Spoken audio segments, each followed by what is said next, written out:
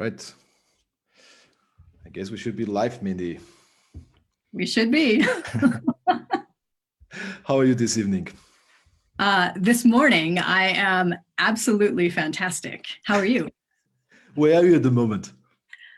I am in northern Arizona in the mountains. Yeah, sounds a good way to start 2021. Always, every day. I like to live close to the wilderness so I can escape really, really easily to get out hiking or whatever, just to be out as opposed to being at my desk. Sounds amazing. So hello, everybody who's joining us. Good morning in North America, good afternoon in somewhere else, and good evening here in Europe. My name is Stoyan. I'm a co-founder of the Leaders Who Care platform that's featuring leaders like this wonderful lady that's in front of me right now, Mindie, Kniss, who's somebody who's changed thousands and thousands of life of people through transformation. And I can't wait to hear more about her story and all the beautiful projects that she's engaged into. Mindie, why don't you introduce yourself and share with us who are you, where do you come from, and what brought you to where you are today? Well, okay. So I was born and raised in Chicago, and I pretty much took the typical route that most people are encouraged to do, go through school, go to college, get a degree, all of those things. And then I ended up after university working for a Fortune 100 company, which was kind of just by pure happenstance. I didn't necessarily intend to go into that field, but it worked out very well. I was there for a number of years, and my initial thought was, this is not for me, this is not my thing. I don't see myself being here long term. So I thought, I'll spend a few years here. I'll make a little bit of money. I'll pay back my student debt and all of the other things, get some experience, and then I'm out. Except then I was there 7 years. So 7 years into this, and I'm thinking, whoa, what am I doing here? Because by then I had a house, a car, all of the different things that come with a higher level lifestyle. And when you start spending more as you're making more, then you're kind of locked in to that lifestyle because you have to keep paying the bills. So I was in this struggle of like, what do I want to do? How would I pay for it? How would I pay for my life? What are all the things? And then I had a really amazing opportunity to go and work and live in Nairobi, Kenya in 2006 and 2007. And it was actually a corporate fellowship. So from my job, they sent people all around the world to partner with different nonprofit organizations and NGOs. So I got to do that, which was amazing. And it was at that time and being so far away from my normal life, because living in Kenya was 100% different than living in the United States where I was used to. And that really, it called me to task. And it was like, what do I want to do? What really is my purpose? What is my passion? Why am I here? And I did a lot of inner work and journaling and all kinds of different things. And really what came out of that was I thought, you know what? I've kind of been doing this thing called coaching all along. Ever since I was younger, people would tend to come to me for advice or, hey, can I get your thoughts on this? Or can I ask you a question about this? So I kind of inherently was doing coaching, and also for whatever reason, they had this innate ability to trust me, to trust my advice, or to trust my perspective, or even to trust me just to keep their confidence, to not just go and spread all the gossip all around. So all of these things put together, I thought, okay, well, what if I look into this career of coaching? So I did. I thought, as soon as I get back to the United States in 2007, I want to start a coaching business. And I also wanted to pursue another passion, which was writing. So I wanted to go back to grad school and do writing. So come 2007, I'm like, okay, we're getting started. We're going to go. I started my business while I was still working full time in corporate America. And my thought was, okay, this is great. I will ramp up my coaching while I maybe ramp down my corporate life, and hopefully it'll all balance out. And this is where the universe got involved, because 2 days before I left from Nairobi, my company makes this announcement. They say, hey, we're going to close the site where I happen to work. And so you're all going to be laid off. And I first thought, okay, this is great because I'm planning to leave anyway. So no problem. But here's where it gets freaky. My plan, so I got back to the US in February of 2007. My plan was to give myself 1 year. So we're looking at February 2008. My company says, we're going to give you all a year to finish up your projects, transfer everything, whatever, get everything wrapped up.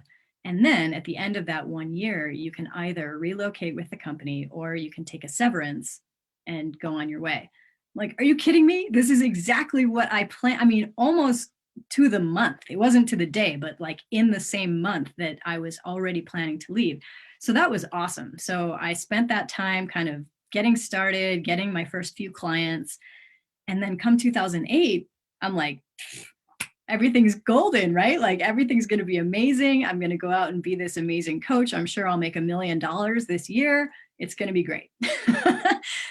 That did not happen, though, for two reasons. One, for me, I didn't know what I was doing in my business. I had no experience in this other than I thought that I was a pretty good coach. But in terms of business, no idea. And then what was going on outside of me was in 2008, going into 2009 and on, it was the Great Recession in the United States. There was a huge housing crisis, like the financial markets all collapsed. So that was happening. And then a couple of years into it, I ended up living out of my office. I had my car left because my house that I owned was foreclosed. I was evicted from the apartment that I was living at the time. I ended up filing bankruptcy. So things went from really good to really bad, like really, really bad. And then I spent really the next 10 years figuring it all out, figuring out how to do business, figuring out how to be profitable, figuring out how to do marketing and sales without feeling sleazy or slimy and trying to be slick, because that was my hesitation earlier. So this whole journey has been a big fat learning lesson, but I wouldn't change any of it. Exceptional. And you missed the past 10 years, kind of fast forwarded, but I'm sure. Okay, so I'll just add a few details in. Within the past 10 years, I met and I married who I consider to be my soulmate, a person who was my true partner in life, not just, a fling or anything like that, like a true dedicated partnership where we both were all in, 100% invested. We did end up getting married in 2012. That was amazing. After a number of years, we ended up combining into one business because we were essentially doing the same thing. And what that looked like in our marriage was duplication of so many things, duplication of accounting, duplication of staff, duplication. I'm like, why are we making this harder on ourselves? We could just have one company and go from there. So we did end up combining. That was in 2017. And then he ended up passing away in 2019. That year, it was just a freak accident that happened. So it wasn't like he wasn't sick or anything, but it started out on a normal Wednesday. And by the end of the day, I was coming back to our house alone because he had passed. So that was in 2019. 2020 so that was August of 2019.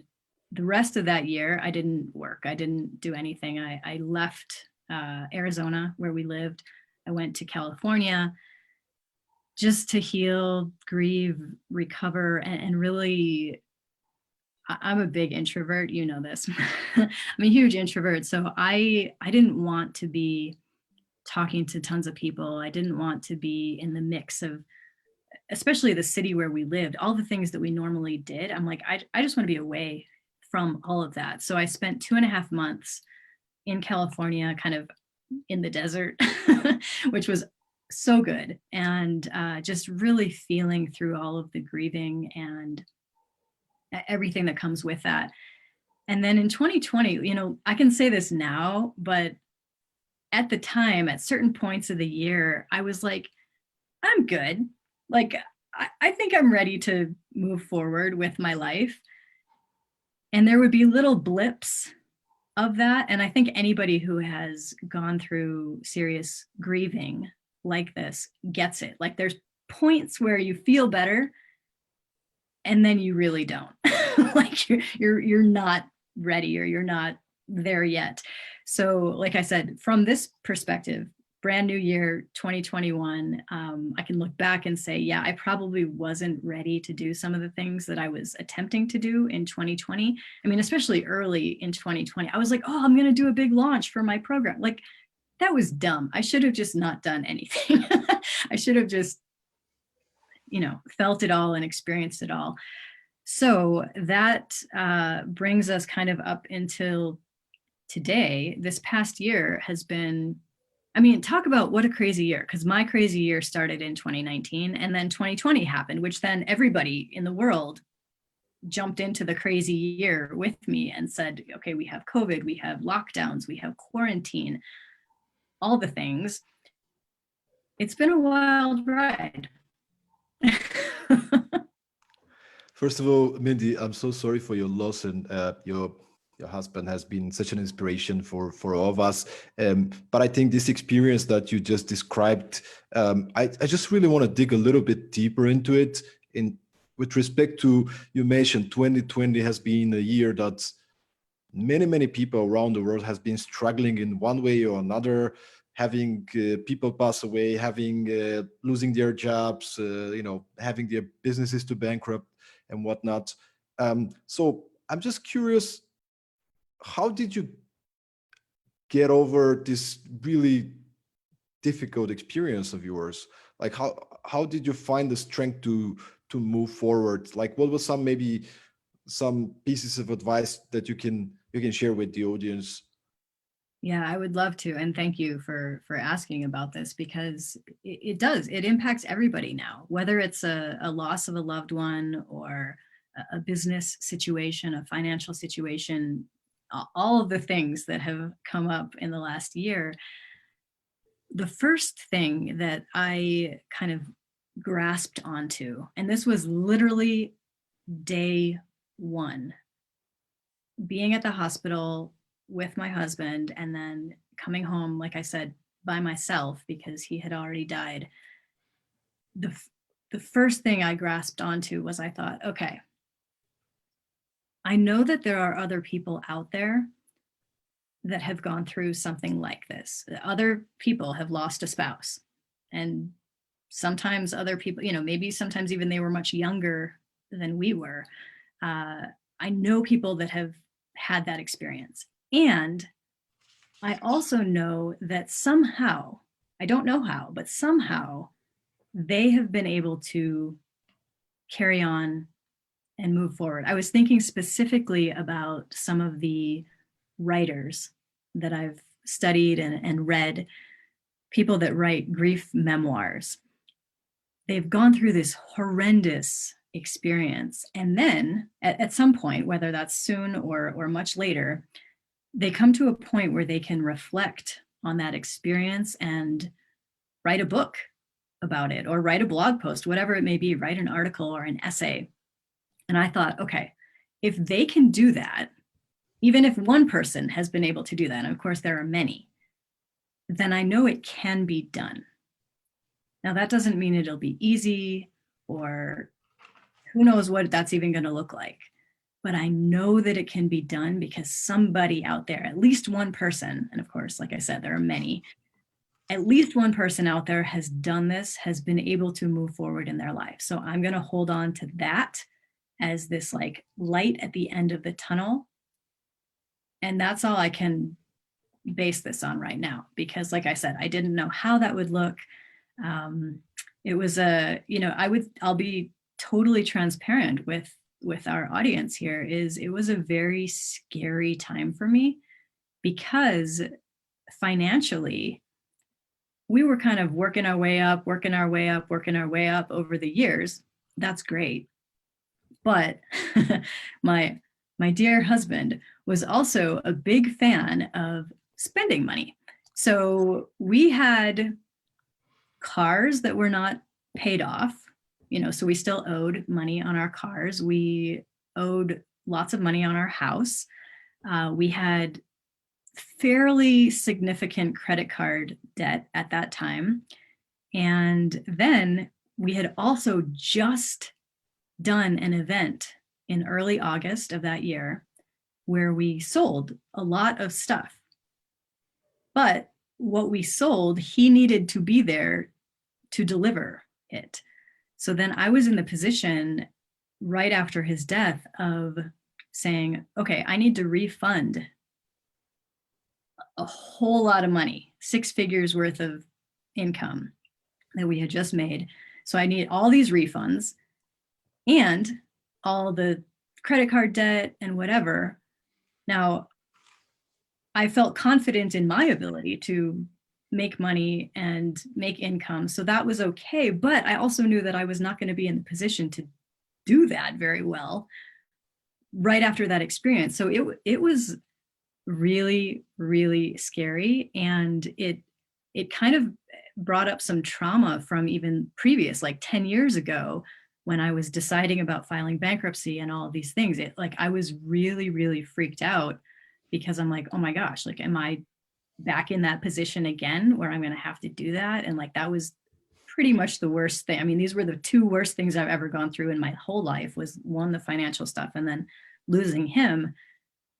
So there's no easy way to say that. It sucked. It was hard. And maybe that's something that we can also reflect on for people who are struggling, that it's hard. It's okay. It's probably going to be a mess sometimes. It definitely will be. And that's what it is. Just accepting that it's normal. It's fine. If you're struggling right now, whenever you're watching and listening to this from, you've been struggling in 2020 or for any other reason, just, it's okay. That's fine. You're probably not at your best. You might be performing at 150%, and that's amazing. But maybe you're at 50 or 60 or 80. I don't know. And that leads me to another question. Thank you so much for sharing this in a very transparent way. What I'm curious to hear from you is, how should leaders care in such situations? Imagine there's a leader and there's a big organization that they're responsible for. How can leaders lead through care in difficult times? Yeah, it's an awesome question. And to some extent, I had that situation, because there were 2 things going on. One, we had a team of people that I was the CEO anyway, so I was already responsible for them, or I felt that way. Now I was solely responsible for them. And so I had to make some intense decisions on having a team. And again, total transparency, what I ended up doing and deciding back in 2019 was to disband the team. So I'm so grateful for all of those people, and they were all awesome people, but I had to make a powerful decision. And here's the thing for leaders: don't delay a hard decision. Because I could have stretched that out and just said, well, I'm deciding. Well, I don't know what I want to do yet. No, like, make the decision, even if it's difficult. It was not a pleasant conversation to tell our team, hey, I don't need you anymore. Like, we're done. That's not fun. But I wanted to respect them. And so as soon as I had made that decision, and it was pretty early on, I think it was September. So like just within the next month, I was like, okay, this is it. So that happened. And secondly, we had a membership of people. So people were paying monthly to be a part of this thing. And I'm like, now what am I going to do with these people? you know? And again, it came down to communication, because I got on and if I look back at that, I really don't even want to look back at that video, quite honestly, but it was within that next month that I was on with my members saying, hey, if you don't want to stick with me because of this situation, I totally get that. Like, I don't need you to keep paying your monthly dues when I can't fulfill on that. I can't deliver on that. The most amazing thing, though, was that nobody canceled. That was just extraordinary, because I certainly was not delivering during that brief time afterward. But it came down to the communication and being real and being authentic and saying, I don't know what this is going to turn into. I don't know how this will look in 3 months or 6 months or a year, but I'm here and I'm with you. And I'm also open to any questions that anybody has, team or members, whomever. How can I, to the best extent that I can, help you feel calm about this situation, help you feel like you're still in control of the pieces that you can control. Obviously, we can't control when somebody passes away or some event happens external to us, but we always can control our point of decision and then how we are communicating that. So to any leader out there, to me, that's what it comes down to, is being real, being open and timely. Like I said, do not waste time because you're afraid of making a decision or because you're afraid of communicating the decision. If you have respect for your people, you will tell them as soon as you are clear. It's your job, it's your responsibility to communicate that. I absolutely love your points. The first one about being honest, clear, and direct, and actually being really fast into delivering this maybe negative information at the time. It reminds me when the pandemic happened, there was this famous Airbnb co-founder memo that was shared around everywhere online. And basically, he just went out and he sent out this memo where he says, "Hey guys, it's really bad. We're gonna do our best to keep you, but maybe we have to lay out a lot of people. We have to stick together." I don't remember the exact words, but he basically went out immediately. They did the numbers, and he was honest. And most people, majority of people, were really kind of understanding. Hey, this is the situation. That's not something intentionally that he's trying to kind of. It's just what it is. So leading through radical transparency in some ways, in candor, taking decisions fast, and communicating. And as you said, you can deliver negative news, but you can also be nice to people. You can be kind to people. Yeah, I 100% think that even though the news can be, that's real life. News happens, things happen, events happen, but you can maintain a level of respect if you are willing to respect your people. Now, whether that's your team, your clients, whomever, if you're willing to respect them, and me respecting them was letting them know as soon as I knew, there is mutual respect. They get it that I'm in a terrible situation, or that's a very hard place to be in. And yet, I think all of them would have a positive spin on, the fallout of what happened. Exactly. And Mindie, just to change a little bit the topic, what inspires you today? What excites you in the beginning of 2021? Gosh, just that it's not 2020 anymore. We were speaking earlier before the recording, New Year's was so exciting this year because it's hallelujah, it's not 2020 anymore. It was, the year was 4 decades long to get to that point, and now we're here. And I tend to be an optimist. I tend to think the best of life and of people. And so I don't know why this happens, but every New Year's, or even every beginning of a new month, a new week, a new day, I'm like, whoo, like, what are we going to do? what's it going to be today? So what is most inspiring to me right now here in 2021 is just the potential, the possibility, everything that we've learned and ways in which we've had to pivot in the last year, we can bring forward and kind of develop and grow. And here's the other thing.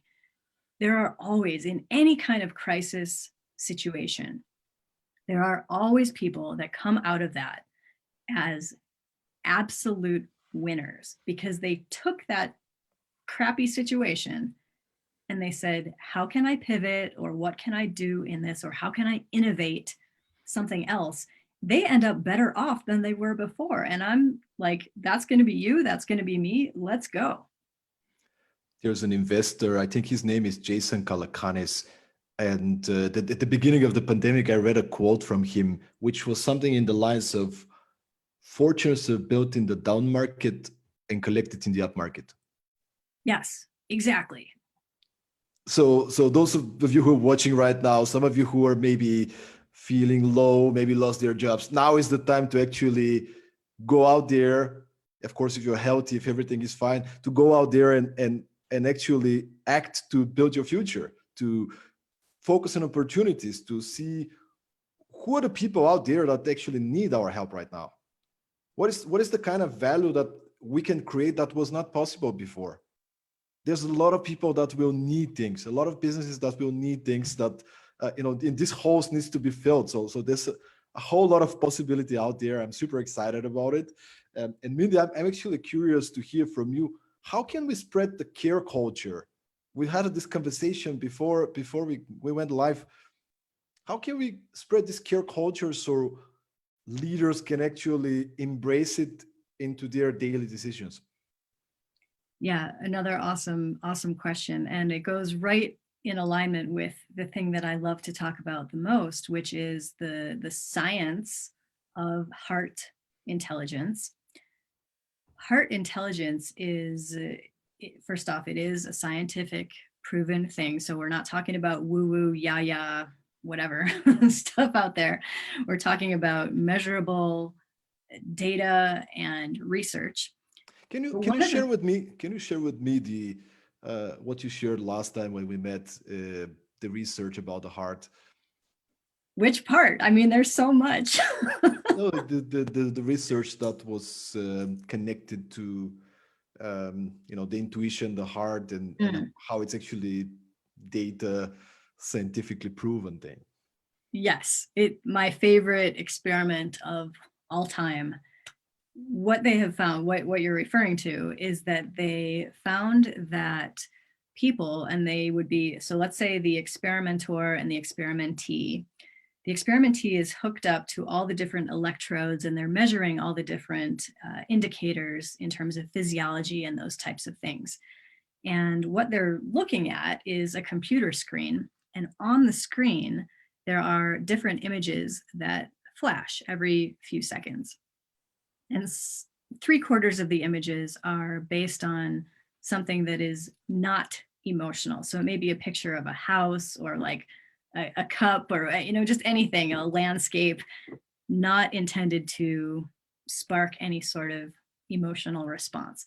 But the last quarter of those images are specifically designed to create some sort of emotional response. So that might be a close-up of a snake that's ready to strike, or one of them is a bloody corpse, like dead people on the street. And it's just any kind of images where you'd be like, whoa, like kind of almost puts you back a little bit. Those are 1/4. And these are all randomized images. So nobody knows which one the computer is going to spit out next. And here's what they found. They found that the body reacts up to 4.75 seconds before those emotional images pop onto the screen. So they're like, well, that's interesting. Clearly something within us knows in some capacity what is coming or what's happening next, even though, like I said, totally computer randomized, nobody, either the experimenter or the experimentee, knows what is happening. And so then they thought, well, okay, we can test this time frame, 4.75 seconds. That's really interesting. Let's see if we can find the source of that information or the source of that insight. Because most people think intuition comes into our head because that's where we feel or experience the idea. You know, that's where our brain is. So we're used to thinking in our head. So everybody, well, most people assume, oh, intuition, it comes through my head. They found that intuition, actually the spark of it or the source of it, was the heart. Then it can send signals throughout the body and eventually makes its way up to the brain. And then you might have the idea or the inspiration, but the body physiologically is reacting prior to all of that. So that's kind of like a mini masterclass on what I'm talking about. Here's how it impacts leaders and caring and all of these things. There's two really key factors that I will just drop in here. One is we ourselves, all of us, if you're a human being, so if you're watching this, I'm assuming that's you, we all have this electromagnetic field. And again, this is not woo-woo, yeah, whatever. This is like scientifically proven. The heart emits an electromagnetic field that can actually be measured outside of our physical body. So you don't even need the electrodes on your skin. It can be measured outside of your skin. So that field is extending out from us. And the way that we impact that field, which thereby can impact other people or everything else going on, is with our emotion. So the more we stay in negative emotion, whether that be everything from anger to sadness to jealousy or envy or greed or any of the negative emotions, that's all contributing to the field. Like, we're just throwing that out there. Versus if you focus on things like feeling gratitude, and I use that word very specifically, feeling gratitude, not just thinking like, oh, let me write down 3 things I'm grateful for, which is what most people do, and they just think about it. That's not what I'm talking about. I mean, like, bring it into your body. How does gratitude feel to you? How does love feel to you? How does true peace or joy, how does it feel? Those things also contribute to the field. So whichever one we want to focus on, that's what we're contributing. And we are always contributing every single day. So again, like we were saying earlier, there are going to be things that happen. Of course, life doesn't always go our way all the time, but we definitely have the opportunity to say, am I going to sit in this anger, or am I going to use this anger as firepower, rocket launch fuel, to be able to propel myself up into a higher level emotion, something more positive? Because like I said, then that is what's contributing to the field. So that's one thing, is just knowing that you're always contributing. And let's bring it down a little more day to day. Like if you're working with your team or your client, if you're stuck up in your head, in the head is where things like fear, insecurity, doubt, frustration, all this negative stuff, that's all in your head. And if you're stuck in your head and you haven't figured out yet how to drop into that heart and come from that type of space, your head is your ego. So most people in lots of different companies, lots of different communities, it's like one person in their head versus another person in their head. What we're talking about here is ego to ego. That never is a winning combination, because the ego, its whole job is to defend you, is to make sure you are right, make sure like you're, quote, safe. So it's ego versus ego, and that is exhausting. if you drop down, and this is what leaders can do so great, if you learn how to do this, get out of your head and into your heart, kind of the bonus or the secret sauce of this is that coherence, which is just the scientific term for when we are in that heart space, feeling those good things, the body is in coherence. Coherence is contagious. So if you as a leader can get out of that ego space, get out of the fear, doubt, insecurity, all that crap that goes on in your head. People call it, the monkey mind or like the chatter brain. It doesn't shut up. It's like, stop talking to me. And it's usually negative. Ditch that. Drop into your heart, drop into coherence, because then if you are coming from heart space, which is open, and you're even meeting somebody who has head space, ego, one, it's not going to be this like battle, this fight against ego versus ego, because you don't care, like you're in your heart, doesn't matter. And even better, like I said, coherence is contagious. So your coherence can help this person drop in without them even knowing what you're doing. That's the piece that I love. I'm like, let me do some magic on you, and I'm not even going to say anything about what I'm doing, but it's awesome. I love that. And could you also share maybe, exploring further on this concept, having in mind that people now are working from home, a lot of people working from home, and it's kind of a epidemic we don't really talk a lot about, but like the epidemic of mental health issues and people having challenges because they don't meet other human beings and they don't connect with their coworkers and friends and so on. What would you recommend for people to do to care for their coworkers, to care for their friends? We talk about the leaders who care, but that doesn't mean that's only the executives. Right. A leader could be the leader housekeeper in the company, could be the mom that's home. So how could leaders care for others in these very uncertain times? Yeah, it's a great question. So all care starts with self-care.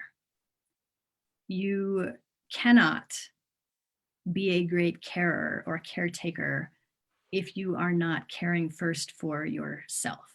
So that would be my goal for everybody listening to this right now, is like, how can you up your level of self-care even today, even if you're at home, even if you can't go out, even if you're under lockdown or quarantine or whatever.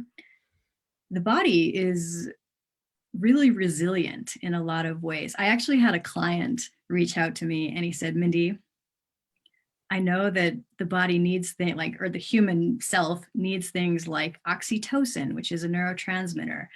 But if I can't actually see people or touch people or hug people or shake somebody's hand, like, how do we get oxytocin? He was actually concerned, like, is this going to be a bad, negative for my health?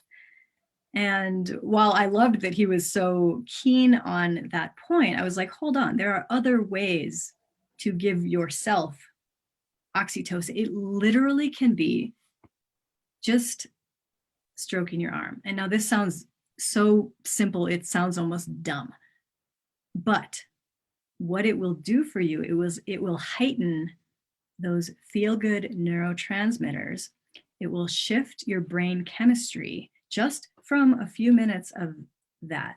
Or even if you take, a lot of people are like, oh, well, it's hard to meditate because I have so much anxiety or so much worry about everything going on. So it's hard to meditate. Okay, fine. Then don't meditate. I'm not saying you have to do that, but maybe take 5 seconds, set a timer, and just be like, you know what? Like, it's going to be okay. Or just pat yourself on the back. And again, it sounds silly, but it is transforming the physiology, which then impacts brain chemistry, which then impacts how we even feel about the day, our overall well-being and our overall vitality. So that's the first thing, is self-care is huge. And it doesn't have to be going out to get a massage or whatever. It can be taking a warm bath. That is great for feeling good. And most people, I would say, probably have access to that. So again, it doesn't need to cost money, doesn't need to take a lot of time, but focus on yourself first. Then from there, it really is about reaching out in ways that we can reach out. I mentioned earlier, I mean, I'm a huge introvert. I live by myself, like in a rural mountain town. So I could be a hermit for probably the rest of my life and be totally fine. But one of the things that I specifically did over the last year was I put in an extra effort to reach out to other people and said, hey, would you like to jump on Zoom and have a virtual wine date? You know, just like, or just grab coffee virtually, or have a meal with somebody. Hey, let's have dinner together. I'm just going to set up my Zoom and you're going to set up your Zoom, and we're going to be at our own houses, but we can have dinner together just like we would if we were going to a restaurant, have conversation. Oh, what are you eating? How's your food? Of course, it's not the same, but it's what we can do in the current situation. So again, just to recap, 100% first and foremost, self-care. And then from that elevated place where you are yourself, because you're taking care of you first, not, you know, there's that concept of like bringing up water from the well. If your well is dry, you will have no water to give to your people. So you have to fill your well first. Once that's done, it's taking extra deliberate action to reach out to people and say, hey, how are you? Do you need anything right now? Is there a way that I can support you? Maybe differently than we did 2 years ago. This is a whole new world. So what's going on now? Opening that conversation is really huge. Yeah, I love this. I've been being on both sides, just reaching out to people and just seeing how much people actually, how joyful and happy people are to receive a message or receive a call from somebody calling them for no reason, but to ask them how they're feeling and if they can support them. And I've been on the other side when people reach out to me, and it's like, oh wow, this is so cool. So definitely love this. And you talk about feeling the well, and I'm really curious. I need to ask you, how does Mindie feels her well emotionally, mentally, and spiritually these days? Yeah, I spend a lot of time alone. And that to me is energizing. It is, while I love people and I love in-depth conversation, especially if it's a lot of people. For instance, I'll give you an example. I have attended more events this past year virtually than I normally would, because I have no interest in going to these big, huge conferences where there are thousands of people. To me, that is exhausting. So nowadays, when they're all online and I can sit here in my office and gather the knowledge from them, but just watch a screen or get up and move around when I need to, or go get something to eat when I need to, that has been amazing for me. Now, I know extroverts are like the opposite. They're, climbing the walls ready to get out of their house and meet people. But for me, it's been amazing. So spending time alone is very energizing to me, which of course I get to do a lot of. Hiking, being outside, being in the wilderness, that somebody asked me once, when is it that you feel most alive? And that was my answer. When I'm hiking, because I'm moving my body, I'm having to use especially when it's a really hard, strenuous hike, I'm having to utilize my body, my muscle to propel me up.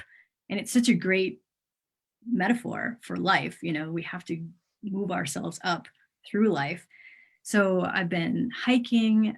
Thankfully, I live in Arizona where the winters are very mild. It's not, we don't get a lot of snow. It's not freezing cold most of the time here. So that's been really nice. And books. I love, love, love books. That's one of my greatest passions. I read every day. And that also is energizing to me. And then, so taking that time alone, time hiking, time reading, then I can come to my groups or to interviews like this and give my best, because I have already filled up myself. If I if I hadn't gone hiking or reading, or just if I had been in a ton of people, like experience with a lot of people, and then I came to you to have this conversation, you would be seeing a different person, because I would just be drained from that. So they're very simple things. I don't have, big like bougie lifestyle things. Let's make it simple, because life itself is complex enough. So the more I can simplify my life, the better off. Yeah, that makes me think really about the beginning of the year, and people coming up with all these New Year's resolutions, and especially after 2020, we have to change things. We need to start over a new page and so on.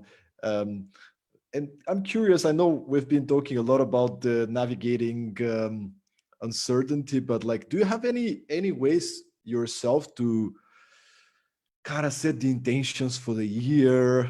Some advice that you can share that you've probably been helping your clients with in terms of setting the intentions, the goals. What are some ideas that you can share with us? Yeah, I love this conversation because it is exactly what I've been talking about with my clients. And here's what I have done this year for probably the first time ever in my life. I took, usually, because like I said, I'm pretty optimistic. I'm always excited about these new potentials, new possibilities. I took my normally big, crazy goals and I scaled them so far down, so far down. One of the things that I realized was I had, for a long time, I had this goal of reaching a certain financial number in a year, an annual financial number. I had never hit it. I had never even come close. I had come halfway there, but I still always had this same goal. And I realized, okay, people talk a lot about making smart goals, make sure they're specific, measurable, attainable, all the things. And I'm like, well, that is a smart goal. It met all of those criteria. And yet I was never even getting like 3/4 of the way there. So what was the problem? Oh, the problem was it was just this nebulous number. It had nothing to do with the actual actions that would create that number. So I'm like, who cares about this big number now? I don't even have a financial goal for this year. For 2021, I brought it way down to the nitty gritty, really, really simple action steps. So one, as an example, I have this stationery right here next to my desk, and I'll handwrite a card to somebody almost every day. So whether that is a mentor of mine, just saying, hey, you know what? Thank you. I appreciate the things that you've taught me, the time that you've spent with me, the attention that you've given me. Totally appreciate that. Mail that off to them. Maybe it's to a client. Hey, thanks for being part of my tribe. Just appreciating you. Little baby things like that. And that's just one example. There are so many others. Like even running, I heard somebody recently talking about running ads on Facebook. And now I'm not a big ad person, but they were like, everybody's often talking about, spending, spending, spending. How much is your ad spend? All of this. He's like, what if you just spent $5 a day on ads? That's not that much over the course of a year. And hopefully, as you're going, you can learn how to get a better ROI on those ads. But he's like, start there or start with $2. Who cares? Like, it doesn't matter what your starting point is. Bring it down to something that is attainable.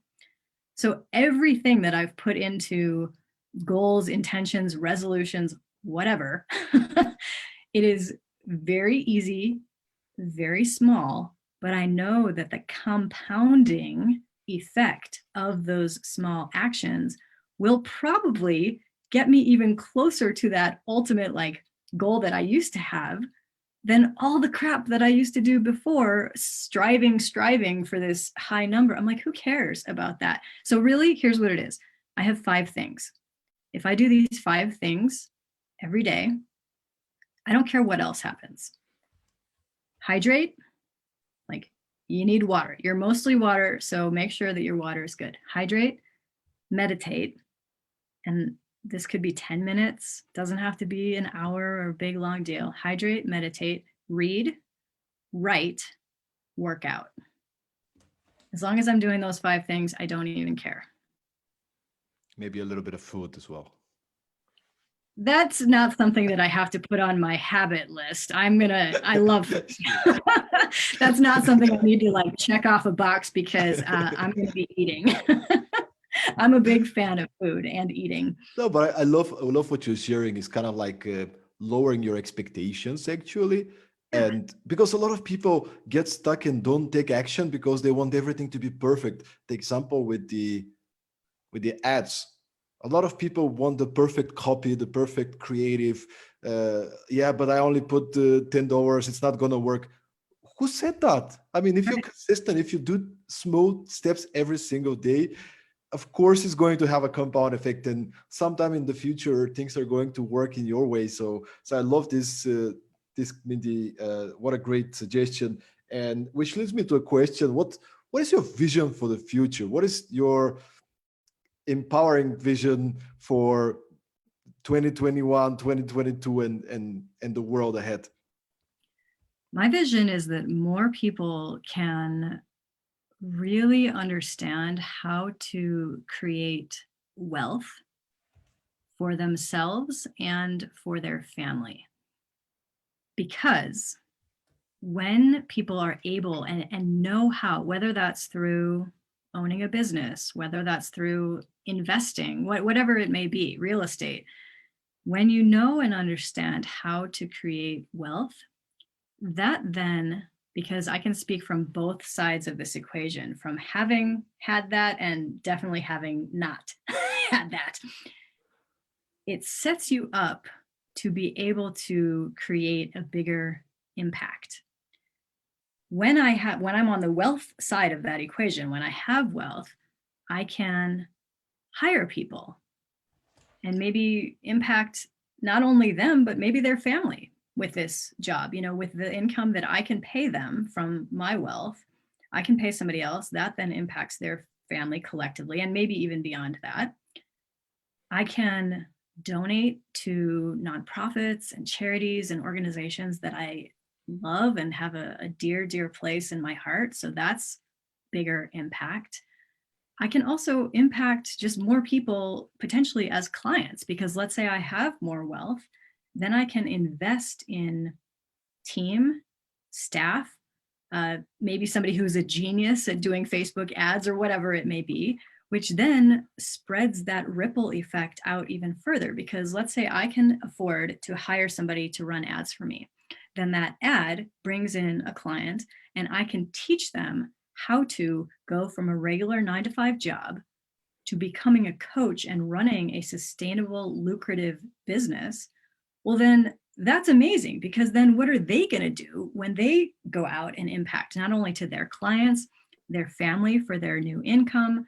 It goes on and on. So that, to me, it all traces back to learning how to develop and maintain, sustain wealth, because that just opens up the whole potential for the positive impact that we can make in the world.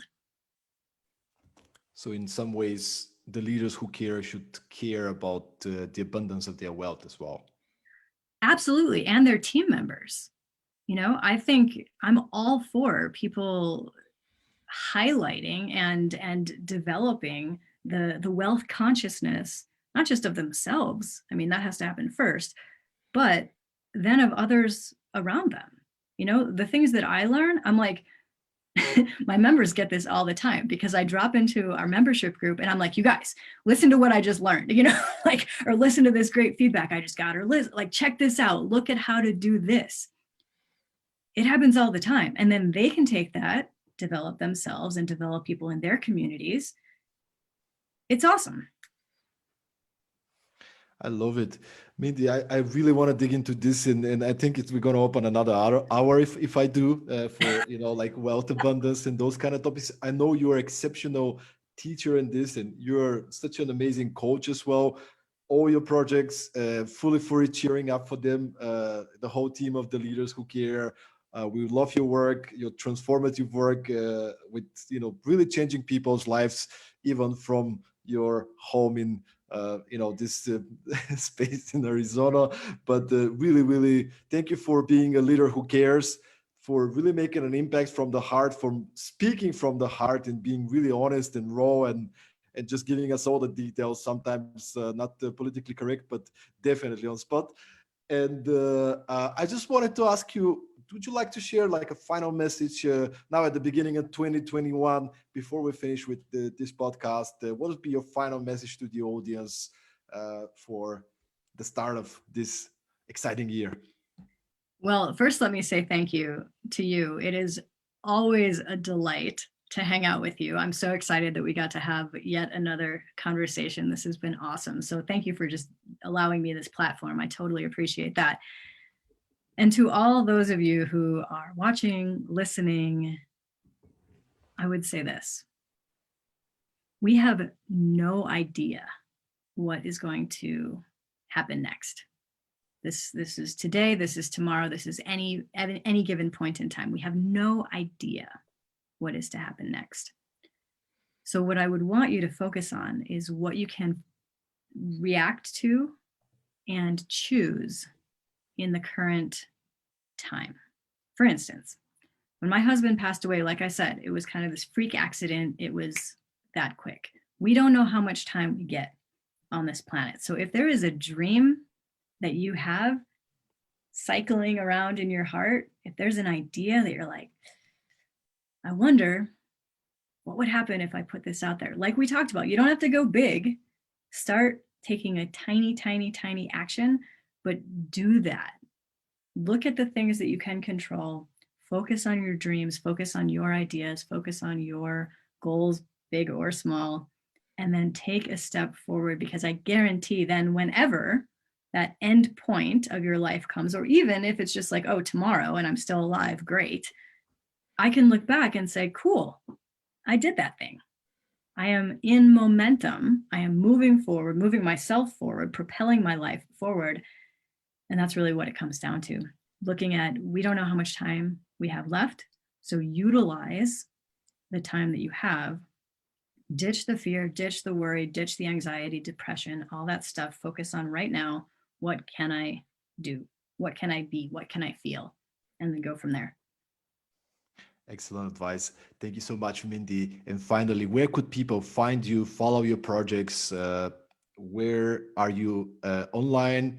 Or the brands, the projects that you're part of? Could you maybe share them before we wrap up this episode?